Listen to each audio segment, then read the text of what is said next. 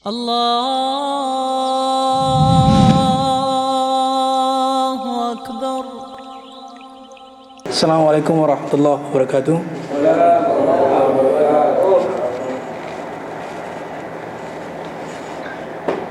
Innal hamdalillah nahmaduhu wa nasta'inuhu wa nastaghfiruh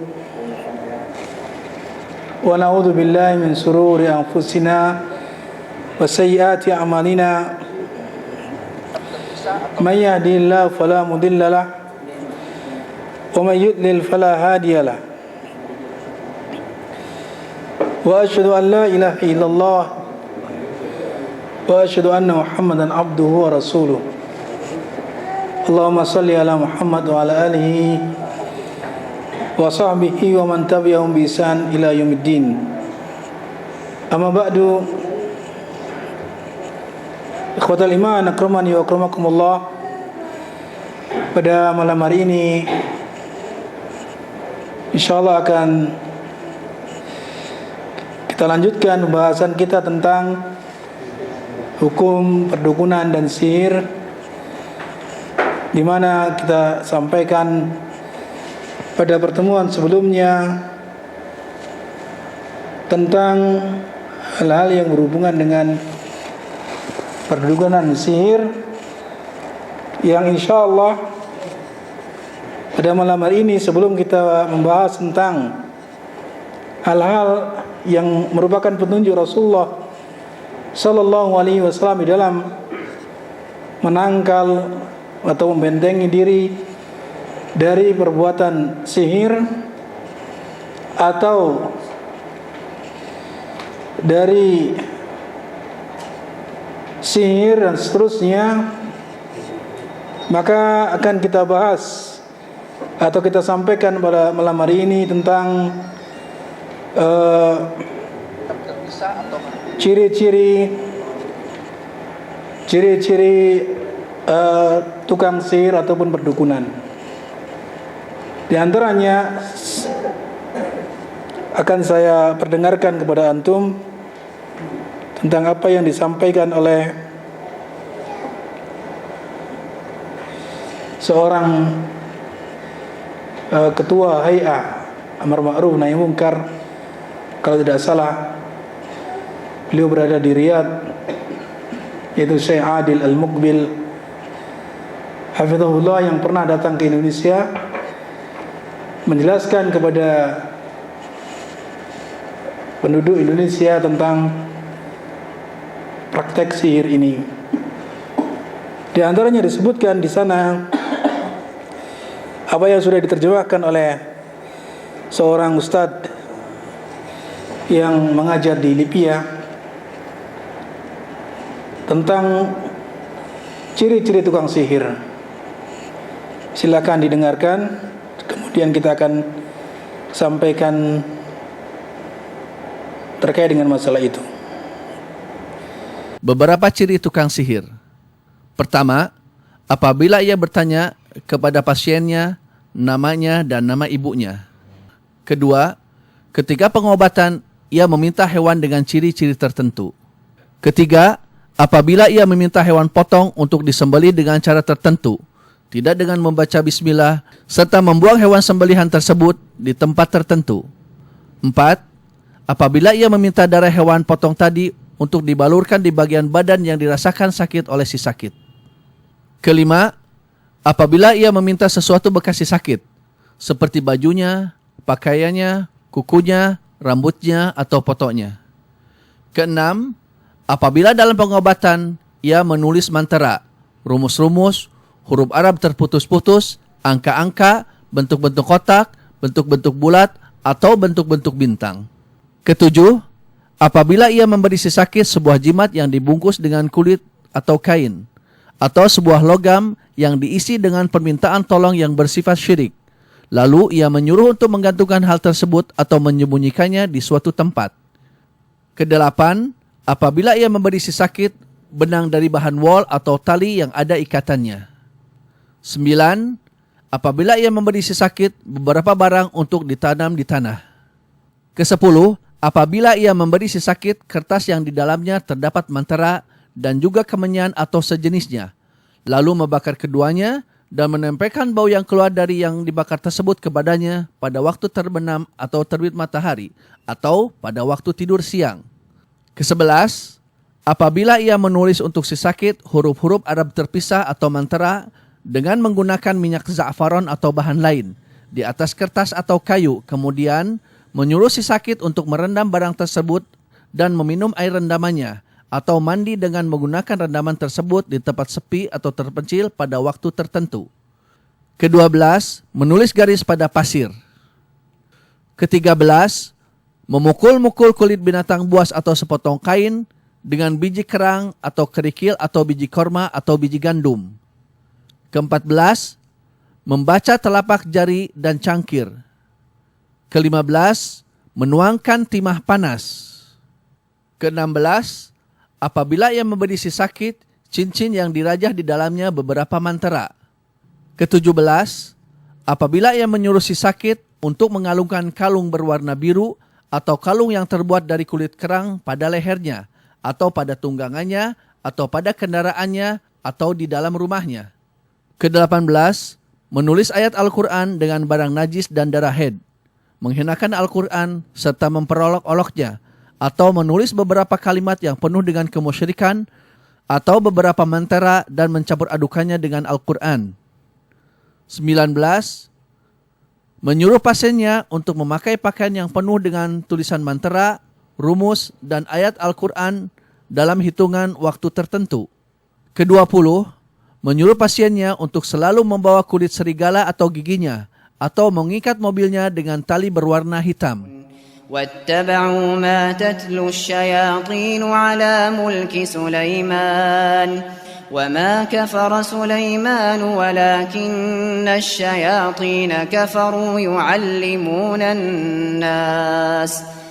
يعلمون الناس السحر وما أنزل على الملكين ببابل هاروت وماروت وما يعلمان من أحد حتى يقولا إنما نحن فتنة فلا تكفر فيتعلمون منهما ما يفرقون به بين المرء وزوجه وما هم بضارين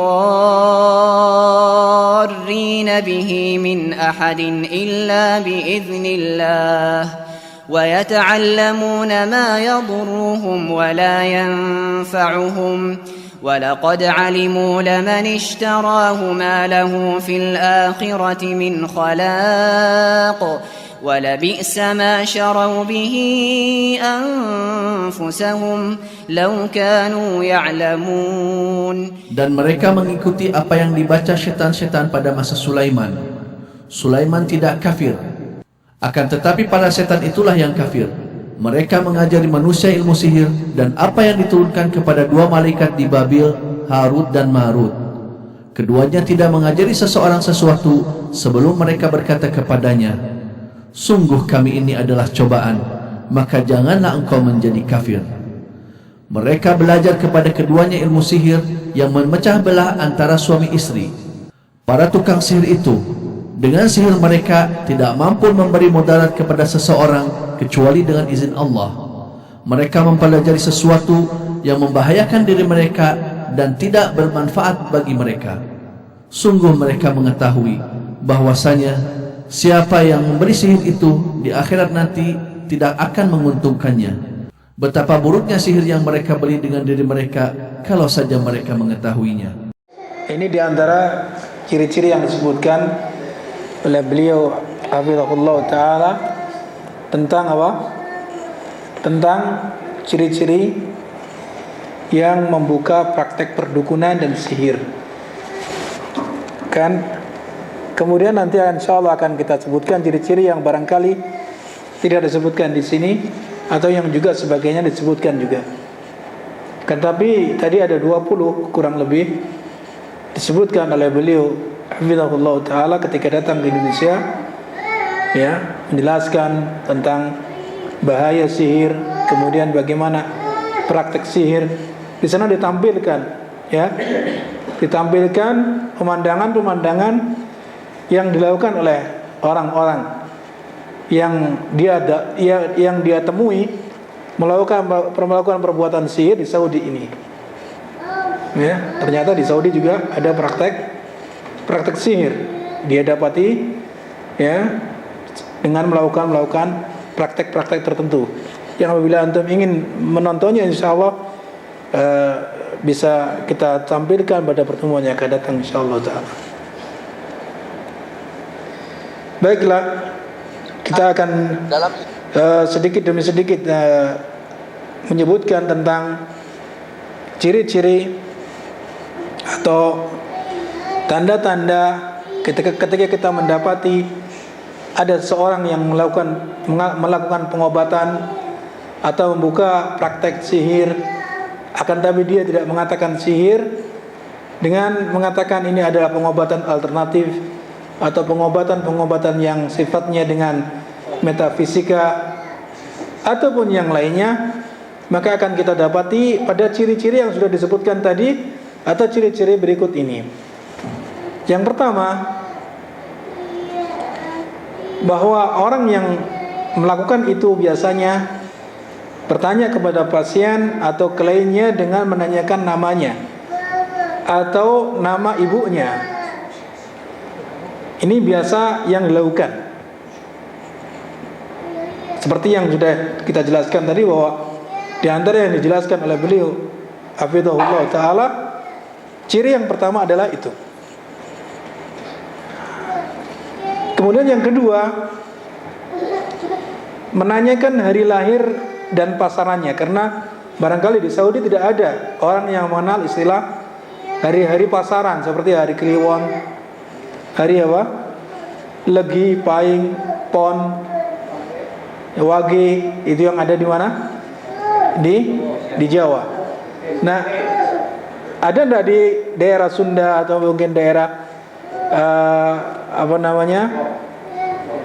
selain itu di Lombok ada enggak? Jadi meyakini ada hari-hari yang sifatnya apa? Hari-hari yang sifatnya pasaran, seperti Kliwon, Pon, Wage, atau urutannya seperti apa? Ada 5. Atau orang Jawa sering menyebutnya weton, hari lahir dan pasarannya. Weton atau waton? Weton, karena keluar hari lahir, ya, termasuk waktu lahirnya pagi, sore, siang atau malam. Itu biasanya ditanyakan oleh yang akan mengobati itu. Atau ketika dia ingin melakukan sihir, ya, membantu dia untuk melakukan sihir, biasanya menanyakan hal tersebut. Kemudian berikutnya, memberikan mantra-mantra, terkadang ayat atau doa-doa tertentu. Memberikan mantra-mantra, terkadang ayat ataupun doa-doa tertentu, atau membaca mantra-mantra atau simbol-simbol tertentu yang tidak difahami, baik itu bahasa Arab atau bahasa-bahasa yang lain yang terkadang terputus-putus atau, ya, terkadang terbalik hurufnya dan seterusnya. Ya, terkadang dengan menggunakan simbol-simbol sebagai ganti mantranya tersebut, lalu diamalkan secara khusus pada waktu khusus dengan cara yang khusus dan hitungan yang khusus, hitungan yang tertentu. Ini cara mereka melakukannya. Kemudian yang selanjutnya, di antara ciri khasnya adalah meminta sesaji apapun bentuknya. Sesajen, baik itu dengan kemenyan, bunga-bungaan, buah-buahan, binatang. Yang binatang ini biasanya ditentukan, kambing misalkan dengan warna ini dan itu, ayam dengan warna ini dan itu, atau dengan telur, ya,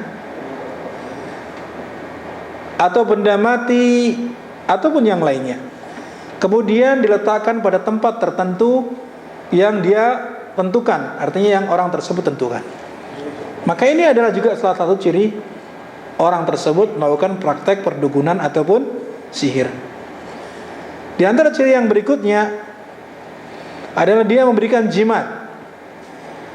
Artinya barang yang berbentuk benda, baik itu berbentuk cincin atau berbentuk kalung atau berbentuk gelang ataupun yang lainnya, ikat pinggang ya misalkan, ya, yang dia jadikan sebagai bahan yang dikeramatkan.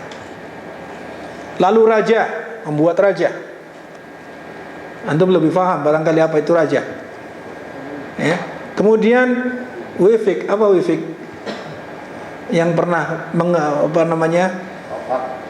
bertanya atau mungkin pernah mendengar informasi tentang istilah-istilah tersebut, ya, wifik, apa wifik? Wifi.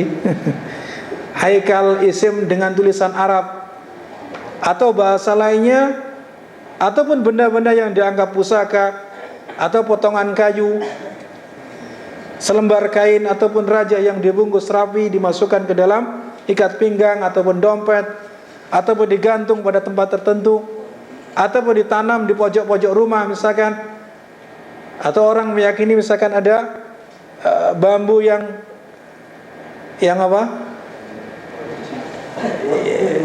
atau ada kul buntet misalkan, dan seterusnya. Ini adalah tidak lain sarana-sarana yang digunakan oleh orang-orang yang mereka membuka praktek perdukunan dan sihir, walaupun dia tidak mengatakan saya adalah dukun atau saya ahli sihir.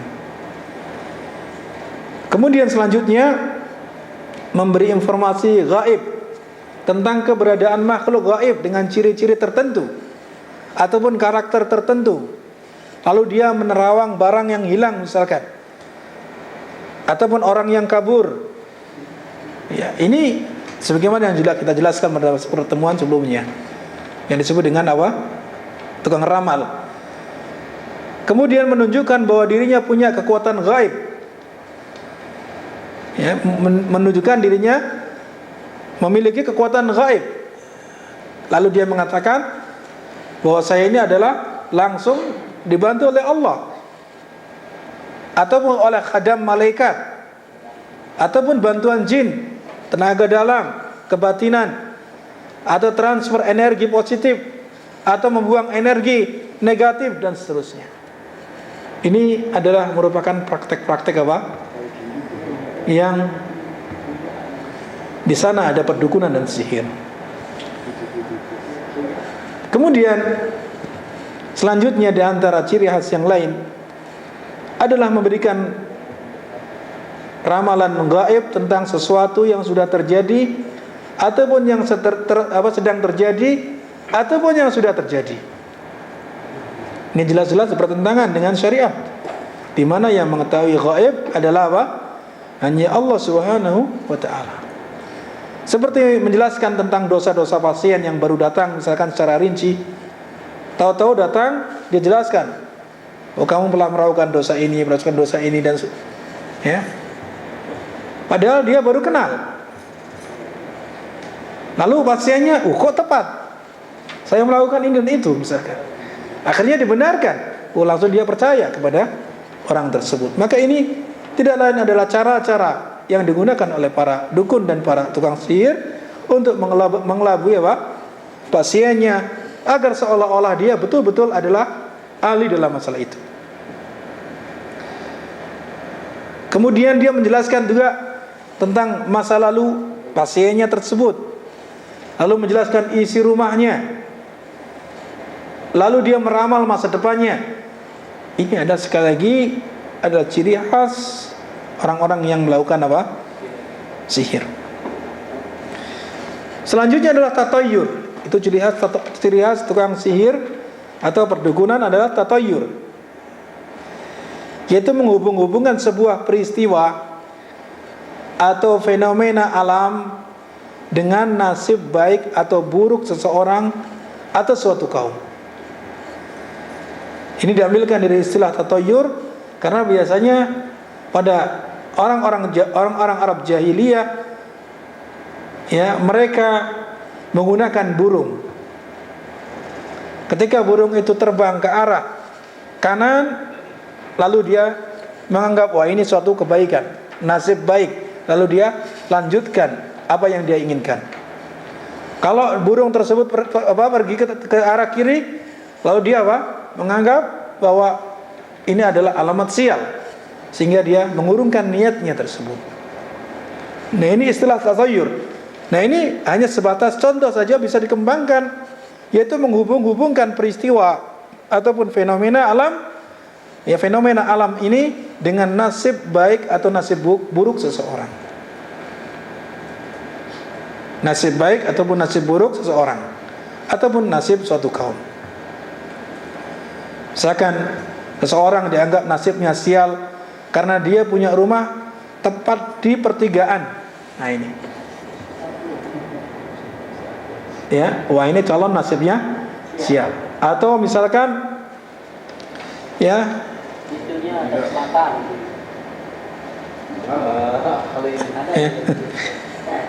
kalau menikah dengan rumahnya yang adu pojok. Nah, ini juga termasuk mengait-ngaitkan kejadian yang tidak ada hubungannya. Kemudian mengaitkan pula kalau menikah yang paling akhir dengan yang paling akhir, bontot dengan bontot, nanti akan timbul masalah, misalkan nasibnya nasib buruk dan seterusnya. Jadi mengait-ngaitkan dengan kejadian-kejadian alam yang dia hubung-hubungkan dengan nasib baik atau nasib buruk seseorang. Kemudian di antara ciri khas yang lain, ikhwatul iman, akramani wa akramakumullah, adalah menggunakan media manusia atau barang tertentu untuk berhubungan dengan makhluk gaib, atau untuk memohon bantuan gaib yang tentunya berasal dari setan. Ada yang dengan media air untuk melihat pelaku kejahatan, ya, atau istrinya untuk kerasukan jin, ditanyai apa yang diperlukan. Ini tidak lain adalah digunakan oleh siapa? Oleh tukang dukun atau tukang sihir tersebut sebagai alat untuk Untuk mewujudkan keinginan orang tersebut. Selanjutnya, memberikan amalan bid'ah yang tidak pernah diajarkan oleh Rasulullah SAW atau tidak pernah disyariatkan dalam Islam, akan tapi dia mengatasnamakan ini Islam dengan niat mendekatkan diri kepada Allah, seperti tawaf di kuburan wali, ya. Tawaf di kuburan wali, tawaf seharusnya di mana? Ka'bah. Tapi ini menganjurkan agar pasiennya tersebut tawaf di kuburan wali tertentu yang dia tentukan. Kemudian juga dia menasihatkan supaya puasa mutih. Puasa mutih, puasa, tapi dari Islam atau bukan? Bukan dari Islam. Istilahnya puasa, tapi ternyata ini tidak diajarkan dalam Islam. Kemudian puasa ngerawat. Apa puasa ngerawat? Pak Kasmadi barangkali tahu.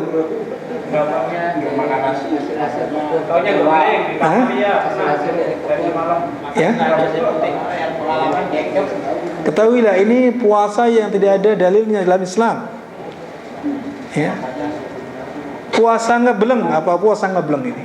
Terus menerus, non-stop. Tidak dibolehkan dalam syariat. Atau yang disebut dalam bahasa Arab puasa wisal, terus menerus.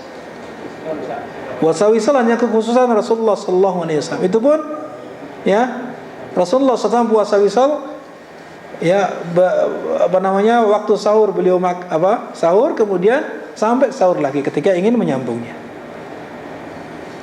Sahur lagi, kemudian makan untuk sahur, kemudian melanjutkan berikutnya lagi. Kemudian puasa pati geni.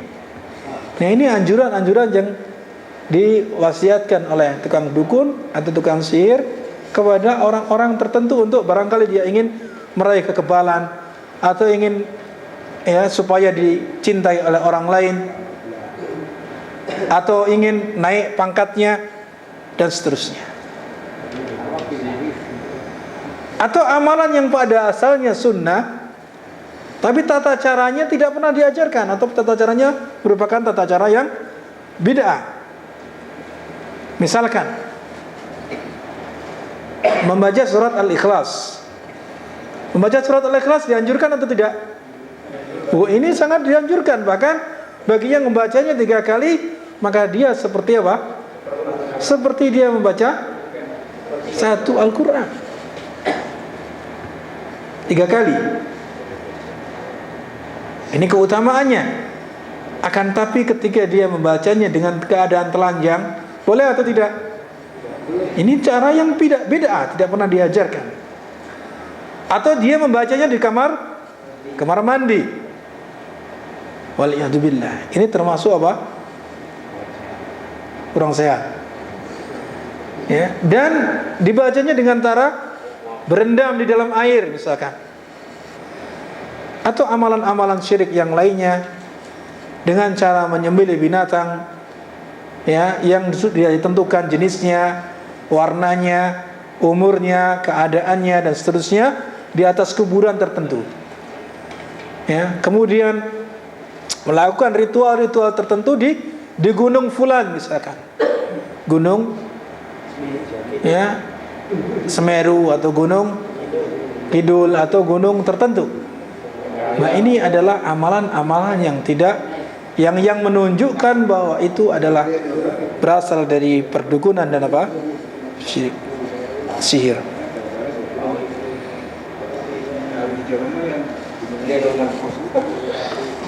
Kemudian menggunakan benda-benda bekas pasien atau kliennya.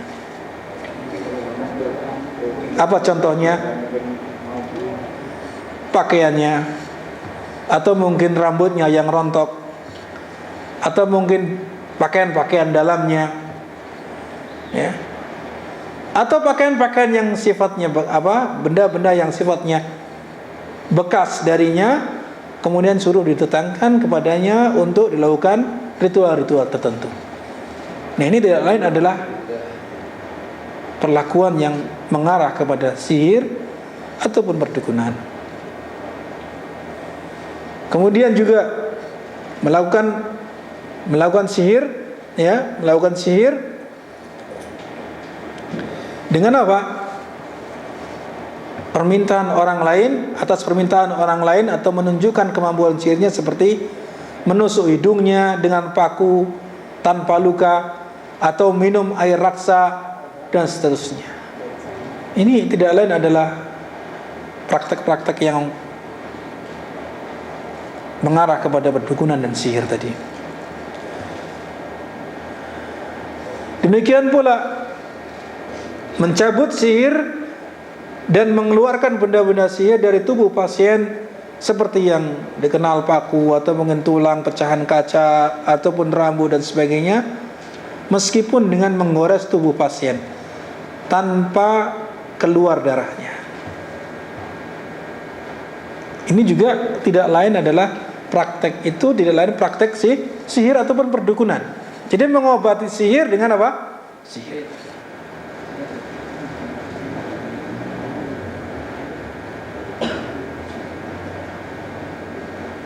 Kemudian selanjutnya di antara ciri khasnya adalah melakukan pemagaran atau pembentengan gaib terhadap orang atau rumah atau barang tertentu atau tempat usaha tertentu agar tidak diganggu oleh makhluk gaib. Ya. Melakukan pemagaran secara gaib.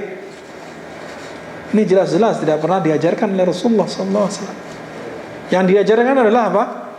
Kita membaca ayat-ayat ataupun doa-doa yang diajarkan oleh Rasulullah SAW agar kita dilindungi oleh Allah Subhanahu wa Ta'ala, bukan melakukan hal-hal yang sifatnya pemagaran gaib, istilahnya orang mengatakan. Kemudian di antara ciri khas yang lain adalah menghinakan Al-Quran atau kalimat-kalimat thayyibah dengan membacanya dari belakang. Misalkan surat Al-Fatihah dibaca dari ayat terakhir, mundur dari belakang.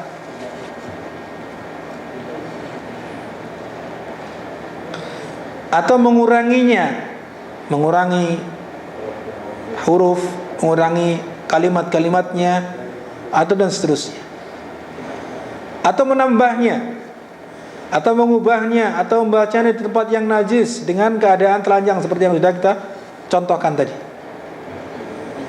Lalu di antara di antara ciri khas yang ini adalah menulis jimat-jimat tertentu atau yang diistilahkan dengan raja, atau juga menggambar misalkan dengan segi empat yang di dalamnya ditulis huruf ataupun angka yang berasal dari angka Arab ataupun dengan huruf-huruf Arab, atau terkadang dengan nama-nama sahabat-sahabat Rasulullah SAW, Abu Bakar, Umar, Uthman, Ali, dengan disusun tertentu, atau mungkin dengan cara menggabungkan bismillah dengan kalimat-kalimat yang lain, dengan cara-cara yang mereka lakukan dengan menganggap ini adalah dari ajaran Islam.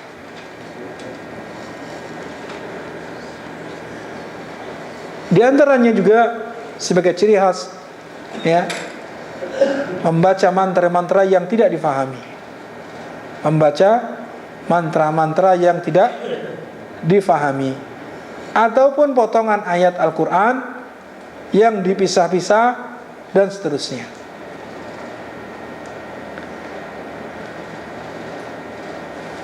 Di antaranya juga cara mereka ketika memberikan pengobatan kepada pasiennya, ketika pasiennya ada sakit, dengan cara yang itu adalah merupakan perdukunan, yaitu agar pasiennya berjemur di matahari misalkan, atau ditambah lagi dengan apa?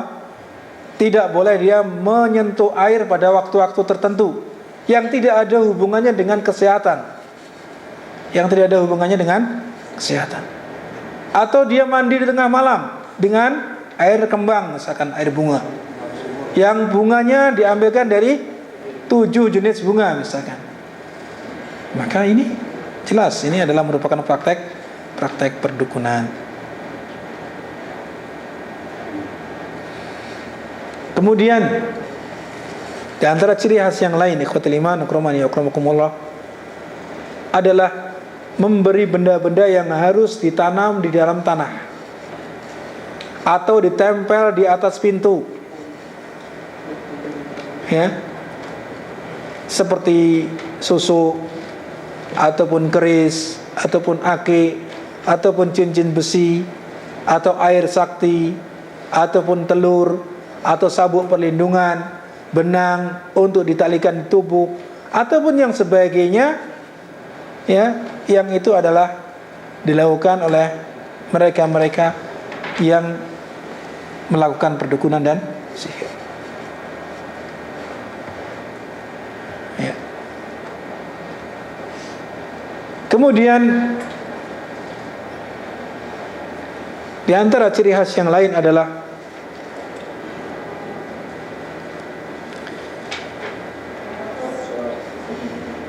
mereka memiliki ruangan khusus untuk melakukan prakteknya, yang di dalamnya ruangannya seolah-olah apa?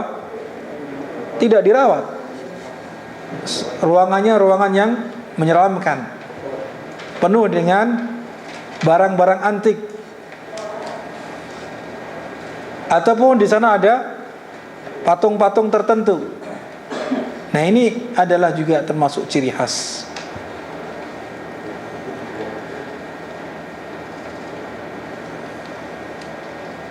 Kemudian ada pantangan-pantangan tertentu yang tidak dibolehkan untuk dilakukan. Ada pantangan-pantangan tertentu yang tidak dibolehkan untuk dilakukan. Kalau melakukan ini maka nanti kekebalannya akan hilang.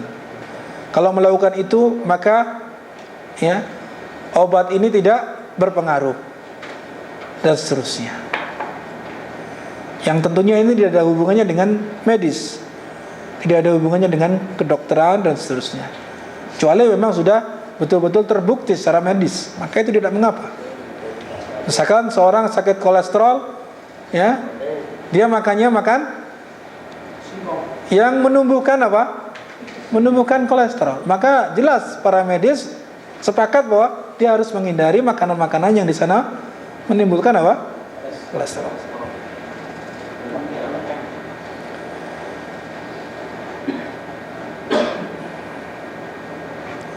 Kemudian tadi juga disebutkan tadi dalam apa namanya pembukaan tadi, menulis ayat Al-Quran dengan cara sungsang. Menulis ayat dengan cara apa? Sungsang. Dari kiri ke kanan. Atau dengan cara menulisnya dengan darah haid atau sesuatu yang najis. Maka ini jelas sebagai penghinaan terhadap Al-Quran. Kemudian ciri khas juga ditambah mereka apa? Kebanyakan orang yang melakukan perdukunan ini wajahnya suram dan seram, ya. Kebanyakan juga mereka suka merokok, benar atau tidak? Ya. Kemudian membakar kemenyan, kemudian sulit untuk tawadhu, senantiasa dia akan takabur, merasa dia orang yang pintar, paling pintar sendiri, sehingga dia diakui sebagai, wah ini orang pintar begitu. Karena memang dia tidak tawadhu, tidak pernah merasa tawadhu.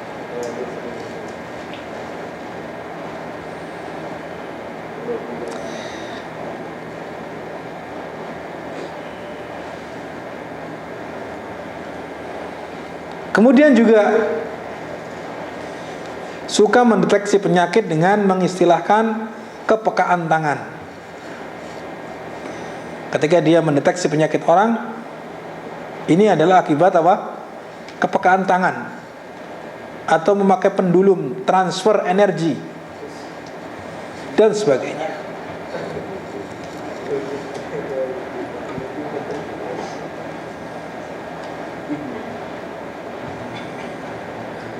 Kemudian mengistilahkan ritual sihirnya dengan istilah-istilah pembukaan, ya, atau pembukaan aura, pembukaan energi negatif, pembuangan energi negatif, ya, pembersihan karma negatif, dan seterusnya. Ini istilah-istilah yang digunakan.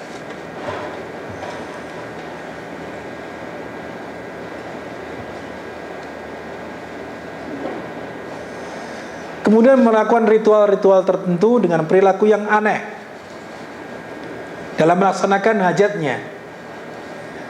Contohnya seperti menggerakkan tangan seolah-olah dia menulis. Dia menggerakkan tangan seolah-olah dia menangkap atau menolak sesuatu. Nah, ini seolah-olah menangkap jin yang keluar. Nah, ini adalah tipuan.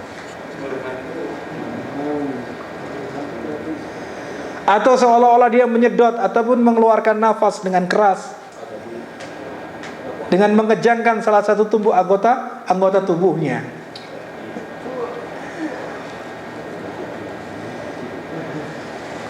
Dan seterusnya dari praktek-praktek yang tentunya ini ciri khas perdukunan dan sihir.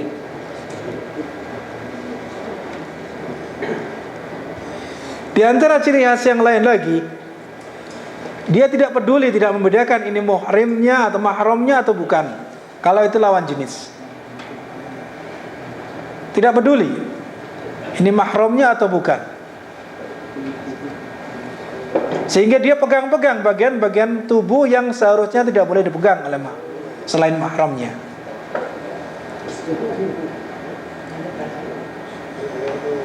Kemudian ditambah lagi mereka memberikan ujangan-ujangan yang bertentangan dengan syariat Islam, seperti yang sudah kita contohkan tadi, agar dia puasa muti, agar dia puasa, ya, melakukan ritual-ritual tertentu yang tidak pernah diajarkan oleh Islam. Ini ciri khas daripada praktek perdukunan. Ini disebutkan hingga 29 tadi. Kalau yang kita perdengarkan kepada antum 20, yang diantaranya disebutkan di sini juga, yang sebagiannya tidak disebutkan. Karena tadi kebanyakan adalah beliau menyimpulkan yang terjadi di Saudi Arabia. Ya, adapun ini sebagiannya adalah yang terjadi di negeri kita.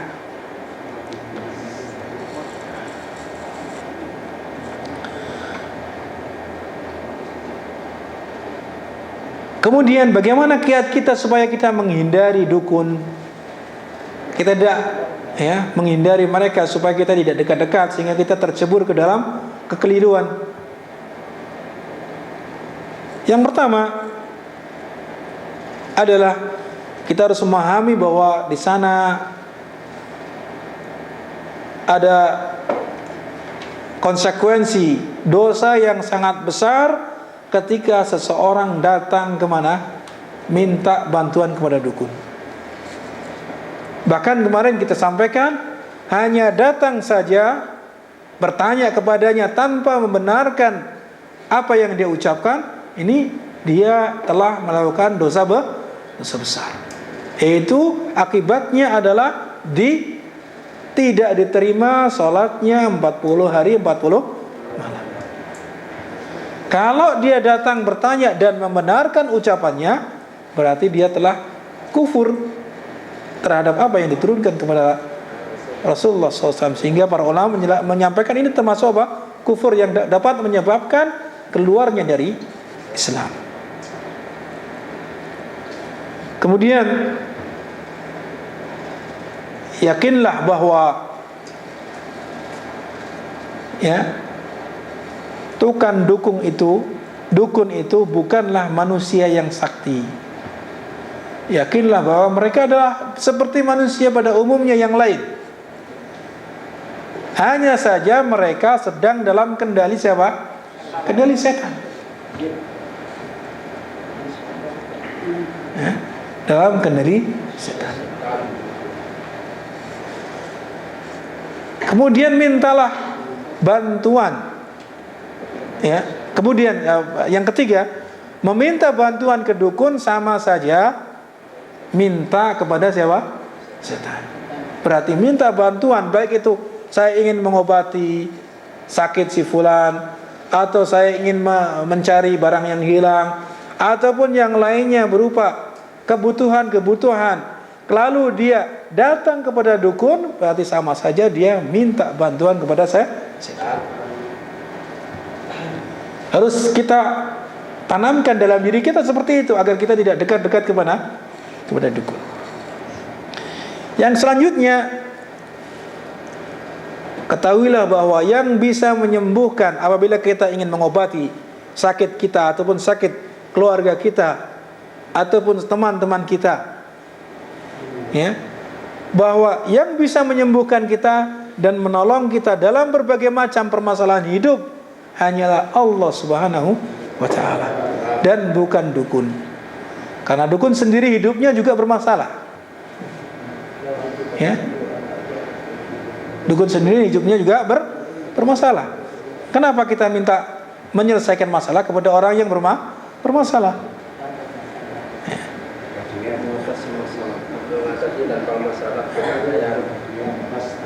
Kemudian selanjutnya,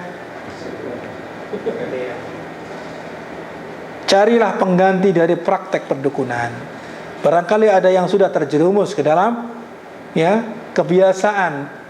Ketika ada masalah, ketika ada yang sakit, ketika ada kebutuhan yang diinginkan, lalu dia datang ke dukun atau minta bantuan ke dukun.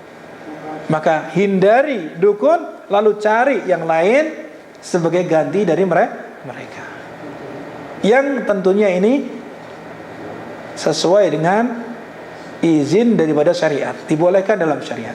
Misalkan kalau sakit, datangnya kemana? Ke dokter. Atau kalau dia ingin melakukan pengobatan secara syar'i, imma dia datang kepada ahli ruqyah misalkan, atau melakukan pengobatan seperti hijama, atau mungkin seperti kita di sini sudah beliau ahli dalam masalah pengobatan yang dibuka praktik di situ, hijama dan kemudian pijat dan seterusnya. Selama hal itu tidak melanggar syariat, maka kita dibolehkan untuk melakukan itu. Lebih-lebih jika itu adalah berdasarkan petunjuk Rasulullah SAW dengan cara misalkan kita diruqyah dengan cara ruqyah yang syar'i, yang tentunya memenuhi syarat-syarat peruqyahnya. Orang yang meruqyah tentunya yang memenuhi syarat. Atau hijamah tadi yang kita sebutkan, atau ya hijamah ya bekam itu, atau misalkan apa namanya, akupuntur itu medis, hanya saja tidak masuk dalam kategori apa? Kategori pengobatan syar'i, dalam artian pengobatan yang ditunjukkan Rasulullah SAW. Misalkan minum air zam-zam, atau makan korma ajwa, ya, dan seterusnya. Ini pengobatan yang disebutkan dalam syariat. Atau minum madu, mengkonsumsi habas sauda, ya, kemudian juga minyak zaitun. Itu semuanya disebutkan dalam Al-Quran ataupun hadis-hadis Rasulullah SAW.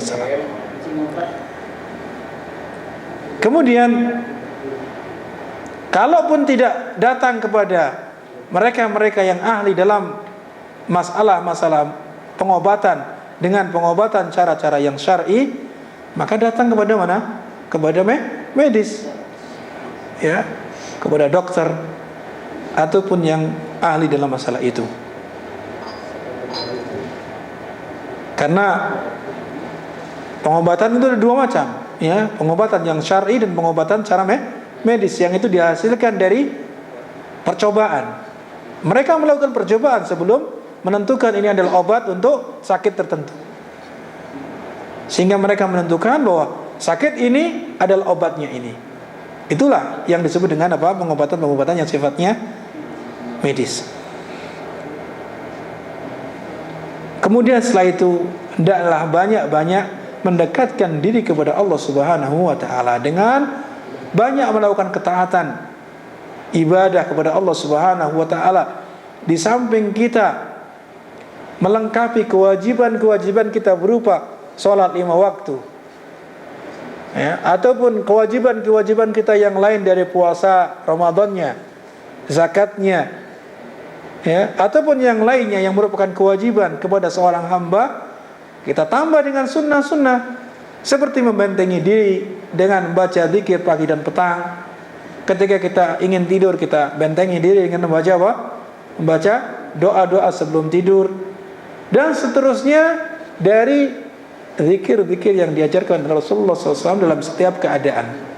Ada zikir-zikir yang sifatnya mutlak, ada zikir-zikir yang sifatnya muqayyad, dalam artian terkait dengan waktu-waktu tertentu dan keadaan tertentu.